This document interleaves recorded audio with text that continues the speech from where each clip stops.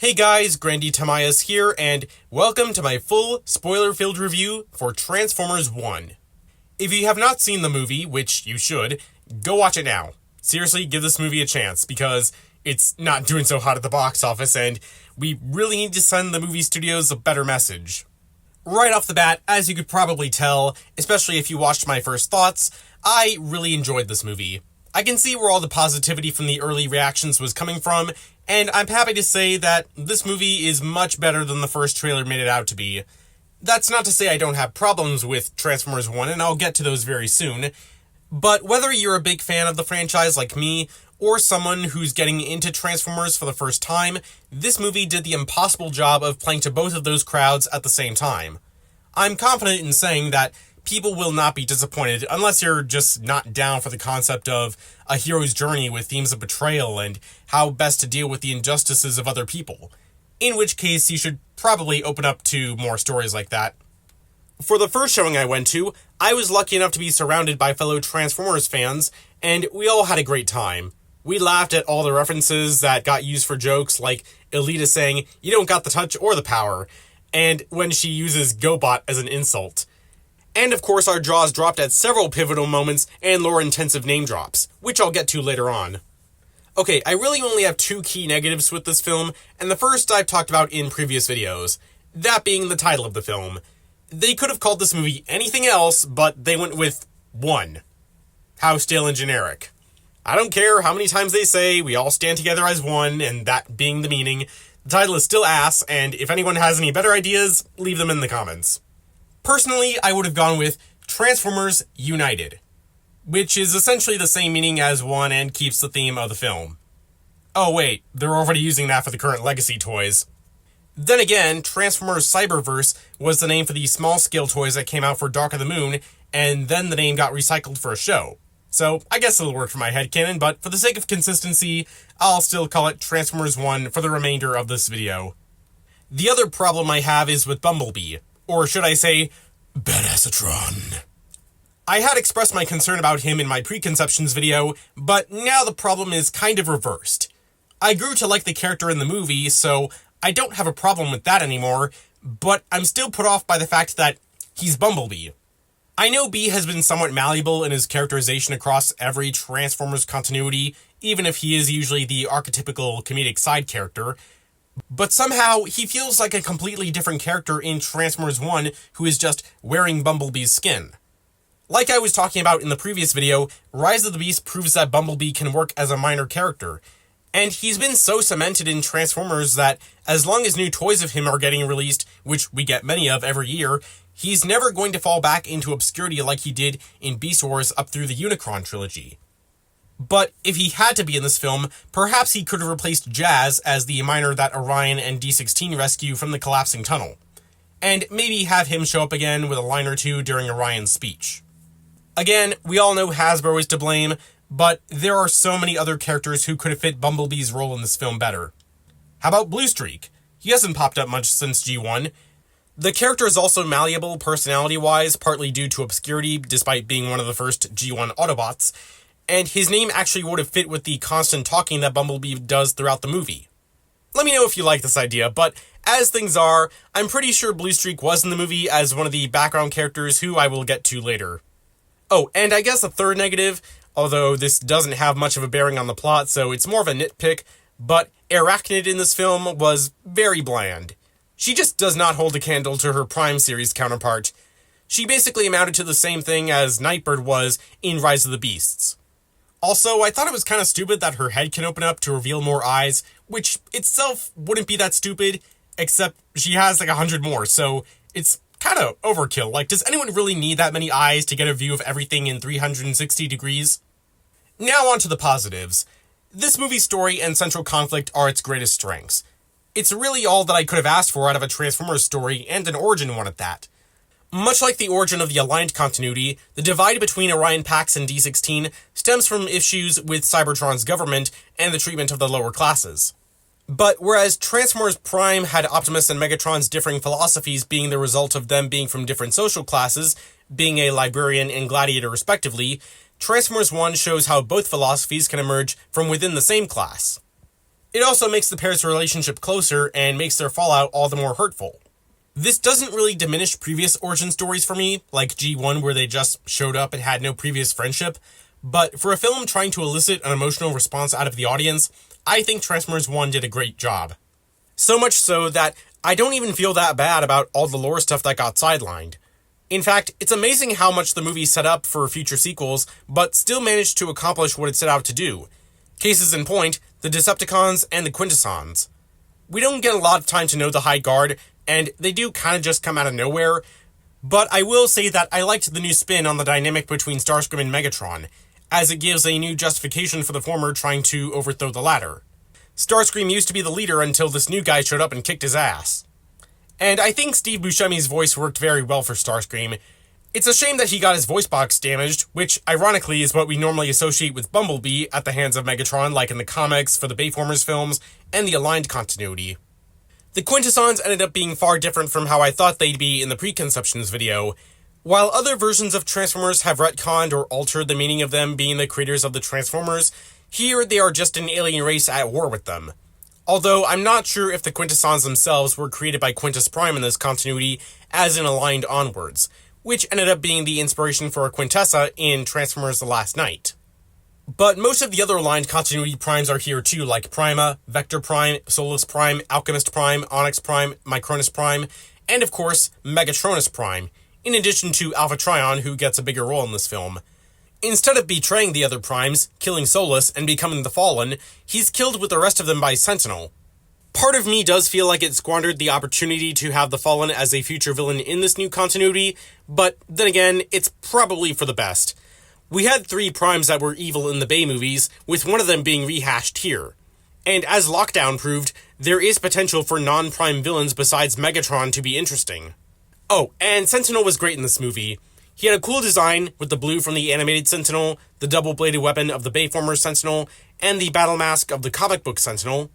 And whereas Bayformers Sentinel was just an old man who was an asshole, like this guy, TF1 Sentinel was an asshole that you love to hate. The way he rubs his superiority in other bosses' faces was just so... what's the word I'm looking for? I don't know, but it enraged me, but it was so fun to watch because you knew he was going to get what was coming to him. Like that moment where he shows the stolen T-Cog of Megatronus to D16 and burns the sticker on his chest, that was just... really made me hate him. As satisfying as it was to see Sentinel get ripped in half, I do still understand why Orion didn't want to kill him.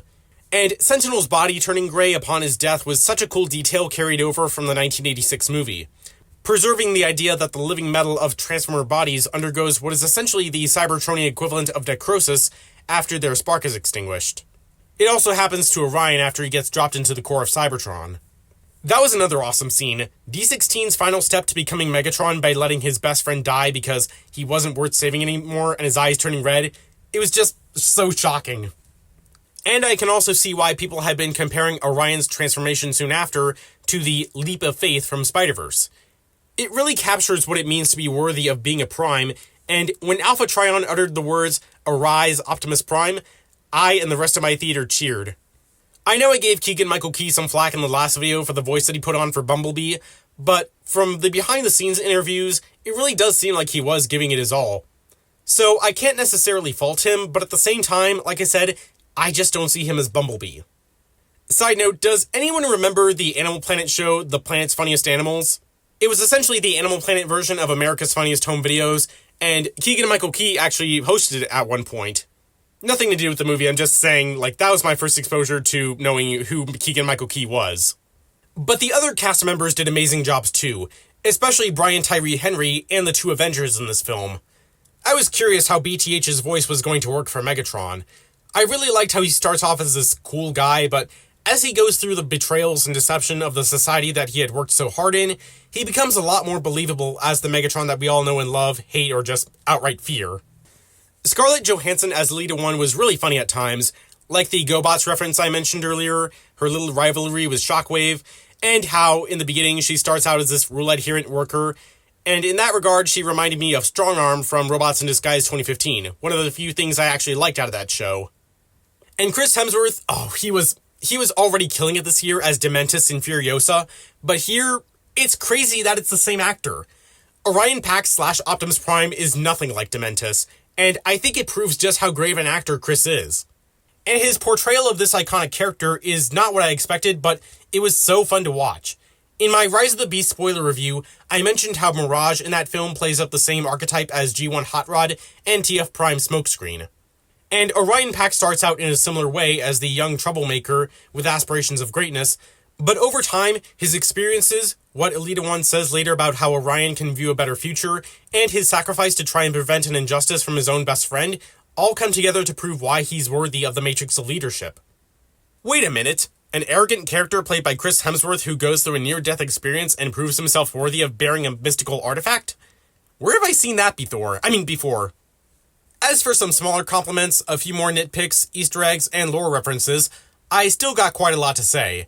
In my preconceptions video, I thought Skyfire was a retired name for Jetfire, but funny enough, he is Skyfire again in this film.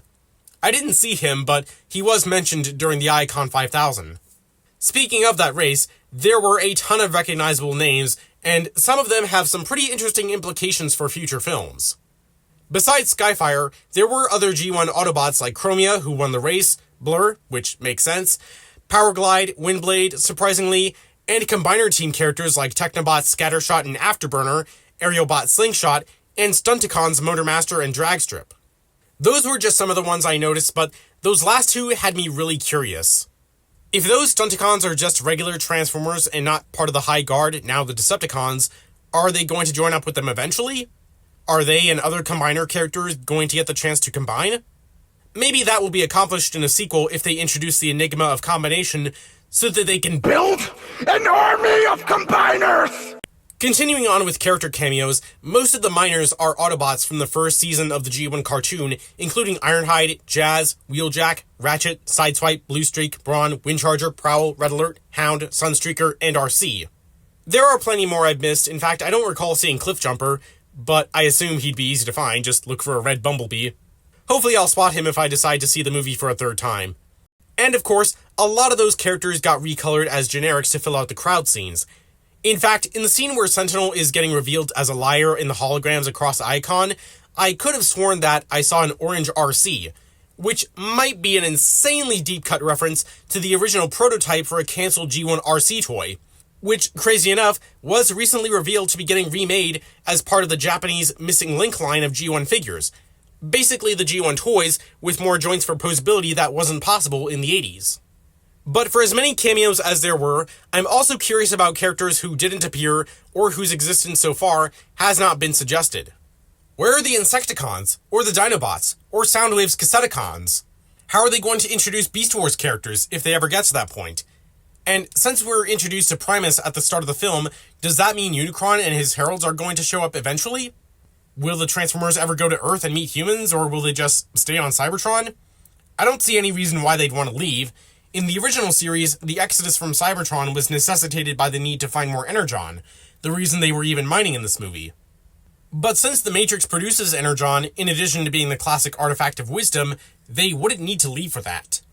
Speaking of which, I'm surprised that they made the Matrix the source of Energon in this film, when we typically associate that with the Allspark post-2007. Sure, the powers of both the Matrix and the Allspark have been interchanged and retconned many times, but it does leave open a lot of questions in this film's case. Like, if there is an Allspark, what does it do? Does it simply create new Transformer sparks? On that note, new Transformers would have to come from somewhere, and it's implied to occur during the movie's events. Sentinel mentions having taken the T-Cogs out of newborn Transformers so that they can work as mining bots, presumably after the disappearance of the Matrix. So, where did those newborns come from? Again, hopefully this will be explained in a sequel. I probably could have put this in the negative section, but while the movie isn't as comedic as the trailers make it out to be, a few jokes just didn't land in my opinion. Again, especially surrounding Bumblebee, like the death of his inanimate junk friend Steve twice. There was also the part where he almost fell over and Orion has to hold him back from being detected by the Quintesson laser. That was kind of predictable. And his line near the end about working for the government, that was a little corny. One of the only other nitpicks I have is that they start out calling Icon as Icon City, before halfway through the movie they just shorten it to Icon, which we're all used to saying anyway. Not sure what that was about, but as a compliment, I will say that Icon reminded me a lot of the city in the 2005 Blue Sky film, Robots. Icon seems like a pretty cool place to live if you're a sentient mechanical being, though I wonder if other Cybertronian cities exist in this continuity like Kaon, which is typically the Decepticon capital city. Though I doubt that'll be the case here, since in the post-credit scene, the Decepticons seem to just go back to the surface wilderness place. In my preconceptions video, I also mentioned some of the many reasons why Transformers 1 could not possibly work as a prequel to the Michael Bay movies. And that's proven by the fact that Sentinel not only betrays Orion and co., but he dies as well. However, when the rest of the mining bots get their T-Cogs at the end of the movie, Ironhide's chest looks almost exactly like it did in the Cybertron sequence of the Bumblebee movie. I don't take that as concrete evidence that Transformers 1 is in the same universe as that film and Rise of the Beasts, assuming that they are separate from the Bay movies, but I could see it potentially lining up. Again, if we also ignore the change in actors and visual aesthetic. Okay, so that's pretty much all I have to say on this film. As for how I'd rate Transformers 1, I've decided that I don't think it's as great as the 1986 movie, even if I do think that this is a better jumping on point for new fans. I do love this movie, but whereas I think the corporate feeling and inclusion of Bumblebee in an origin story that wasn't about him didn't help this film, Transformers the movie was influenced by a corporate decision that inadvertently helped that film. Sure, Hasbro back in the 80s were a bunch of greedy scumbags who didn't understand what killing Optimus Prime would do to their audience, and I certainly feel for all those who are traumatized by it, but in hindsight, I do think that the writers of that film did a great job fitting it into the story by having Hot Rod's journey being driven by it. Plus, it also made glam rock songs like The Touch work in a way that doesn't really take away from the power of a scene. In fact, it added to it, and almost felt like it was made for that film, along with other songs like Dare and Nothing's Gonna Stand in Our Way, which fit Hot Rod's personality and character arc. You just don't get needle drops with presence like that in animated movies nowadays. On that note, the score for Transformers 1 is very impressive. In fact, now that I've heard the full thing, I noticed a few similarities with the TF Prime score. The track Resting Place of the Primes has a very similar sad chorus chants as those used in the music that plays when Bumblebee nearly dies in TF Prime's final episode. Okay, getting back on track, my final verdict, this movie is innocent. Just kidding, 8.5 out of 10. I was very close to giving it a 9, but some of the novelty has worn off by now since it's been over 2 weeks. I might reconsider once I get the movie on Blu-ray, but for now, I'm leaving it at that. Side note, I have also seen the other September 2024 animated robot movie, which, as tough as it is to say, I think it's better than Transformers 1. Not that that makes this movie any worse, I'm just saying that right now is a pretty good time if you're a fan of either or both films. But I would like to talk about the Wild Robot in a different video I have planned. Feel free to let me know in the comments, what did you think of Transformers 1? I doubt I'll make any theory videos about this movie specifically, but I do have and will continue to make videos on TF Prime and the live-action movies too. So be sure to subscribe if you're into those, and if you want to keep up with me outside of my videos, you can join my Discord server or follow me on Twitter. Links to both will be in the description. With all that said, I hope you enjoyed, have a nice day, and thank you for your time.